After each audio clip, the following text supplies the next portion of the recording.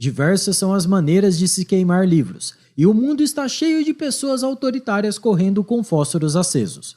Por isso digo, estamos caminhando para uma tecnocensura. Este é o Visão Libertária, sua fonte de informações descentralizadas e distribuídas. Esse artigo foi revisado por historiador libertário, escrito e narrado por Coreia com K. Estamos em um momento histórico muito importante, em que testemunhamos a moderna queima de livros.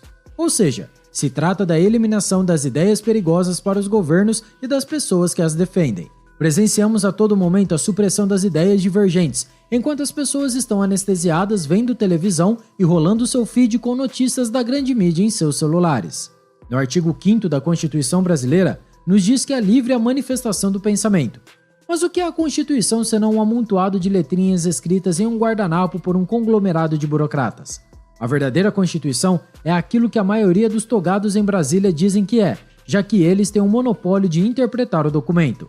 Na prática, é livre a manifestação do pensamento, apenas se ela é permitida pelas Big Techs, como Facebook, Google, YouTube e Twitter, ou não contrariar os funcionários do governo com seus altos salários pagos pela população brasileira.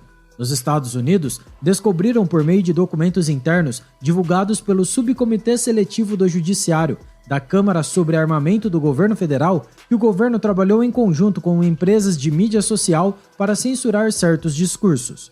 Lá, ao menos, eles tentam deixar as coisas por debaixo dos panos. Aqui, a censura é aberta, com togados pedindo para o YouTube banir certos criadores de conteúdos e bloquear contas bancárias de pessoas que falam mal deles. E por censura, quero dizer o esforço de amordaçar, erradicar e silenciar por completo qualquer tentativa de discurso diferente daquele aprovado pela narrativa governamental e dos veículos da mídia tradicional. Tudo na lei. Afinal, a censura é para garantir o Estado democrático de direito e o atual regime do politicamente correto, que visa expurgar todos os dissidentes.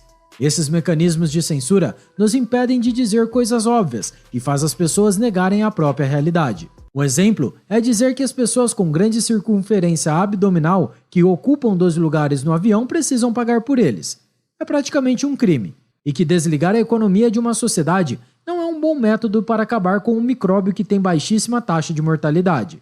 No nosso país, as autoridades estão censurando conteúdo diferente ao distribuído pela mídia tradicional referente ao bichinho chinês, mesmo que isso tenha base científica de informações confiáveis, chamando isso de desinformação. Inclusive, humoristas são proibidos de fazerem shows, sendo até mesmo presos no processo, por fazerem piadas maldosas. Enquanto isso, vemos o sistema de justiça soltar criminosos que praticaram barbaridades que é bem melhor nem citar aqui.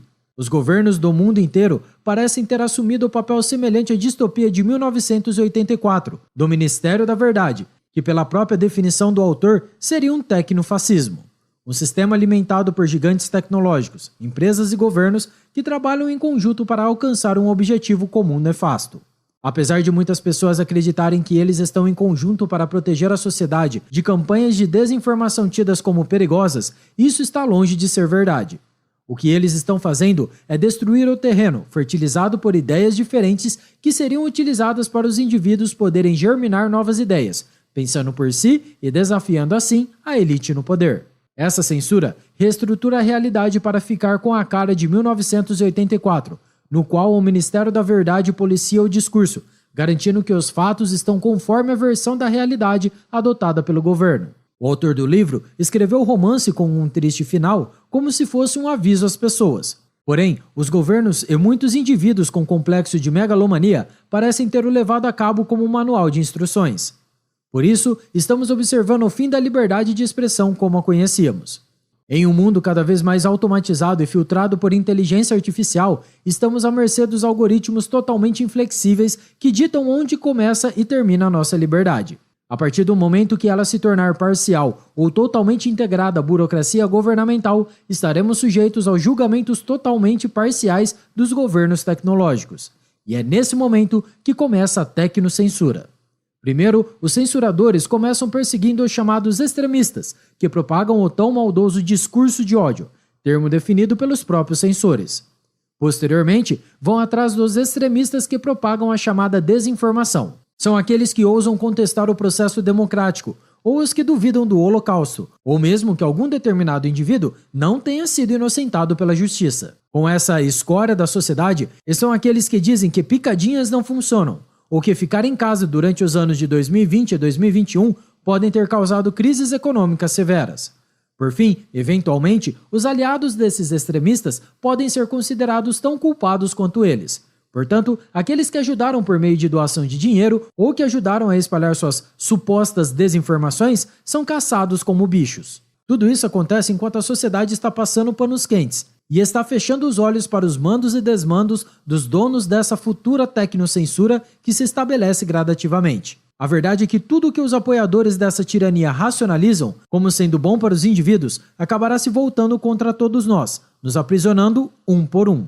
Todas as pessoas deveriam ficar abismadas quando um indivíduo ou grupo, seja ele proeminente ou não, é censurado, silenciado e obrigado a desaparecer na mídia tradicional, ou até mesmo das redes sociais como Facebook, Twitter, YouTube, Instagram e qualquer outro local, simplesmente por expressar suas ideias consideradas politicamente incorretas, odiosas, perigosas ou até mesmo conspiratórias. O simples fato do governo definir sua própria realidade e o que é perigoso para ela deveria deixar todas as pessoas alarmadas, seja qual for o seu espectro político. O que muitas pessoas não compreendem é que não precisamos concordar com o que foi censurado para sermos contra o silenciamento dessas pessoas. Devemos discordar de qualquer tipo de censura, porque ignorar as ramificações de longo prazo delas é perigosamente ingênuo. Todos esses poderes que damos aos entes governamentais e seus agentes corporativos, em conluio com eles, podem ser eventualmente utilizados contra nós. Glenn Greenwald escreveu um texto para o The Intercept que cai como uma luva para essa discussão.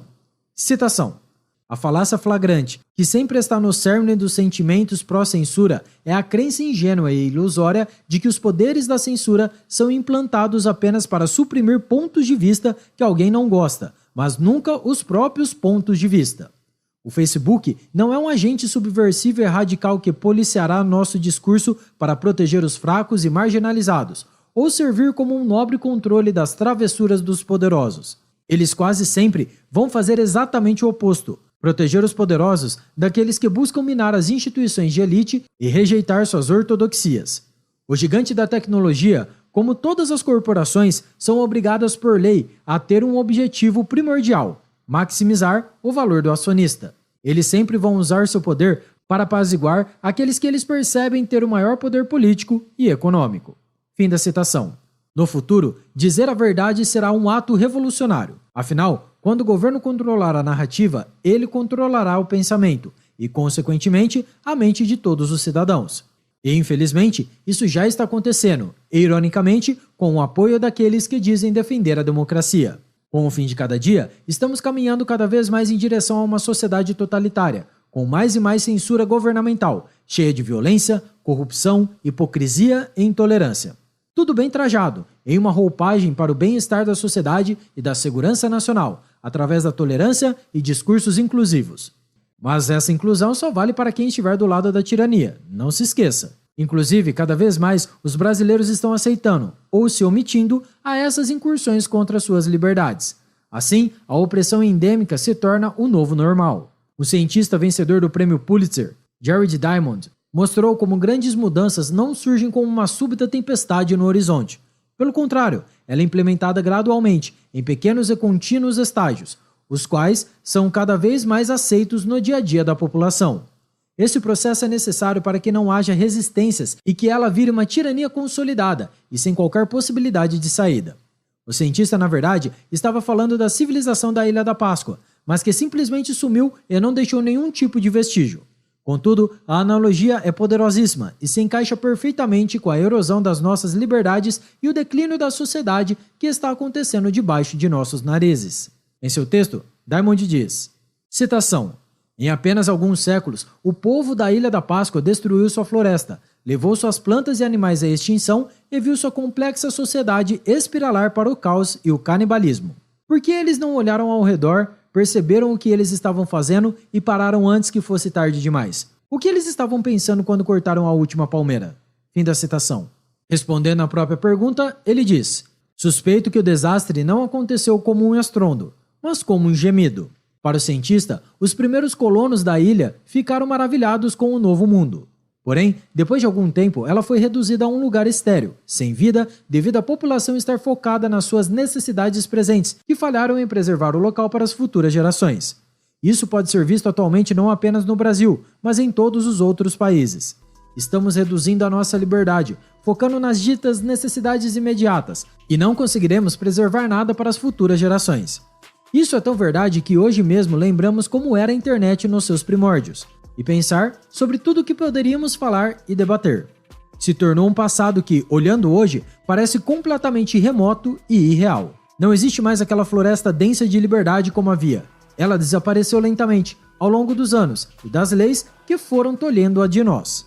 A censura foi acontecendo de maneira tão incremental e sutil que ninguém parece ter notado. Nós, que conseguimos lembrar de como podíamos desfrutar da verdadeira liberdade, percebemos a diferença. Gradualmente, essa liberdade está ficando cada vez menor. Até que a última árvore, o que nos resta da nossa liberdade, seja derrubada, ninguém irá perceber a diferença. Nesse dia, a tirania do machado dará as caras e a liberdade será extinta. Cada tentativa de minar nossas liberdades, cada direito que nos é tirado, seja de livre pensamento, de livre interação, de podermos falar o que achamos sem ter medo de sermos censurados ou ostracizados, ou da liberdade de criar nossos filhos como quisermos e de vivermos como queremos, se somam ao fracasso imensurável da nossa parte de impedir o declínio das nossas liberdades. Cabe saber se iremos conseguir parar isso antes que seja tarde, ou se teremos que aprender a nos esconder sob máscaras, sumindo no mundo ou se aglomerando em grupos que se tornarão procurados em todos os lugares. Prefiro pensar que existe uma luz no fim do túnel. Afinal, não sou muito adepto do niilismo de Nietzsche, mas estou preparado para o pior e espero que todos assim também estejam. Obrigado por sua audiência. Se você gostou desse vídeo, clique no ícone de curtir abaixo e compartilhe em sua rede social. Caso deseje ser notificado de outros vídeos, inscreva-se no canal e depois clique no ícone da campainha. Escreva artigos você também, acesse visãolibertaria.com. Até a próxima, tchau, obrigado.